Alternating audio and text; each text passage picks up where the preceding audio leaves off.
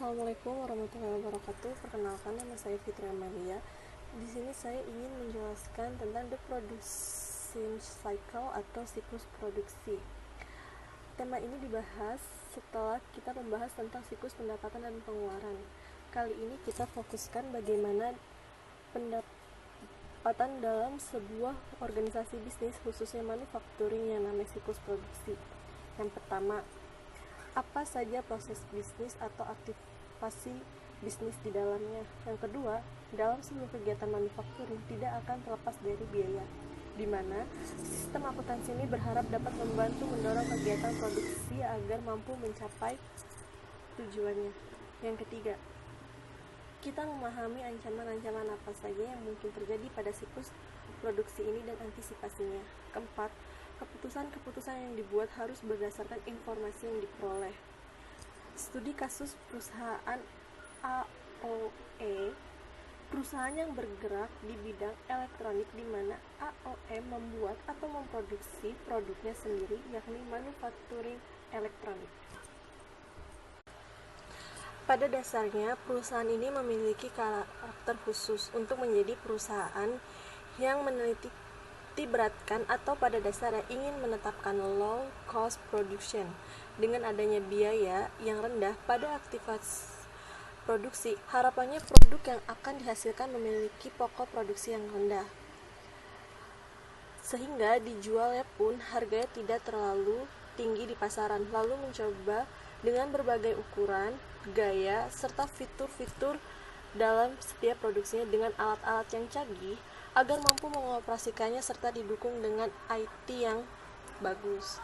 Tetapi menemui beberapa hambatan, contohnya ada ketika awalnya kita menerapkan secara manual, kemudian berubah otomatis. Tentu accounting sistemnya akan berubah, pencatatan sekaligus laporan yang nantinya akan dirahasiakan. Secara umum, perusahaan yang tadinya perusahaan bergerak secara manual, mereka ingin mengoptimalkannya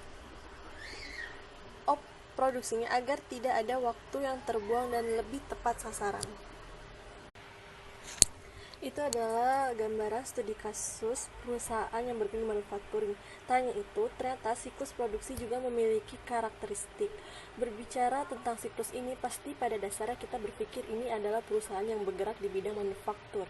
Karena manufaktur dengan produksi adalah aktivitas yang sangat relevansi dan berdekatan. Artinya, dalam perusahaan manufaktur akan ada kegiatan produksi di dalamnya. Contoh, bidang otomotif tentunya ada aktivitas produksi di mana produk-produk yang dihasilkan mulai dari bahan baku, barang setengah jadi, hingga barang jadi berupa motor atau mobil.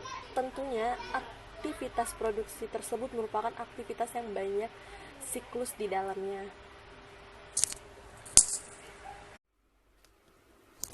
Berikut diagram konteks gambaran production cycle, siklus atau entitas yang berhubungan dengan revenue cycle. Revenue cycle adalah menjual produk ke pasaran. Poinnya yaitu finish good. Kamu sudah ngeberesin nih, contohnya kamu sudah ngeberesin berapa karena customer order kita lebih banyak ternyata, ataupun sales forecast, ramalan penjualannya. Expenditure cycle berkaitan dengan siklus pembelian yang berhubungan dengan supplier atau vendor. Maka dari itu berkaitan dengan permintaan pembelian dengan bagian gudang, bahan baku yang akan diproduksi. Human resource yaitu perlu beberapa pegawai yang terlibat di dalamnya, serta perlu mengetahui biaya gaji, tunjangan, dan lain-lain untuk para pegawainya. General ledger berkaitan dengan laporan. Ketika perusahaan akan melakukan aktivitas produksi, menghasilkan banyak unit produksi. Contoh, bagaimana cara mereka menghasilkan motor matic dan sport. Itu semua akan terangkum pada manajemen.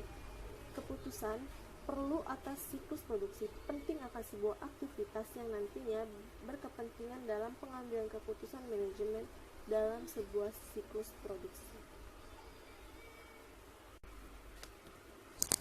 Berikut diagram konteks gambaran produksi. Product cycle process atau step atau proses dalam sebuah siklus produksi. Yang pertama, berbicara tentang desain produk. Yang kedua, berbicara tentang perencanaan dan penjadwalan produksi. Dan yang ketiga, mendesain produk tersebut, merencanakan, menginisiasi, dan dischedule-kan kepada akan diproduksi. Yang keempat, berhubungan dengan reporting dan recording. Sekian penyampaian yang bisa saya sampaikan. Mohon maaf apabila ada kesalahan kata.